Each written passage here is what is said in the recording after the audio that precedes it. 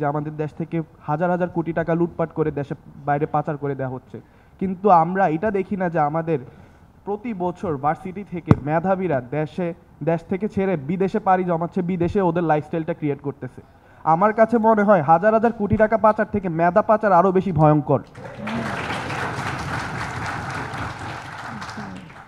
আমাদের বিগত এটা ব্যর্থতা বলবো কিনা জানি না, 20 বছরে আমরা শুধু দেশের রোল মডেল হিসেবে ডক্টর ইউনূসকেই পেয়েছি যে আন্তর্জাতিক খ্যাতি সম্পন্ন হয়েছে, কিন্তু আমার মনে হয় মেধা পাচার যদি না হইতো এমন ডক্টর ইউনূস বাংলাদেশে প্রতি বছরই 1-2 জন করে বের হইতো।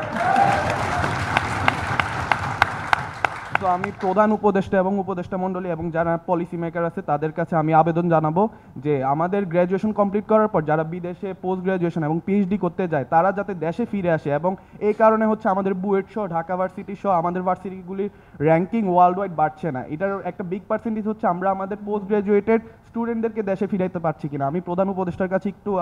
এটা আমাদের স্টুডেন্ট কমিউনিটি থেকে আকুল আবেদন, যারা পোস্ট গ্রাজুয়েশন এবং পিএইচডি করে ফেলতেছে তাদেরকে যাতে দেশে এনে দেশের পলিসি মেকিং এবং দেশের কাজে তাদের মেধার যাতে মূল্যায়ন হয়, এই দাবিটা আমরা স্টুডেন্ট কমিউনিটি থেকে আপনাদের কাছে দিতে চাই।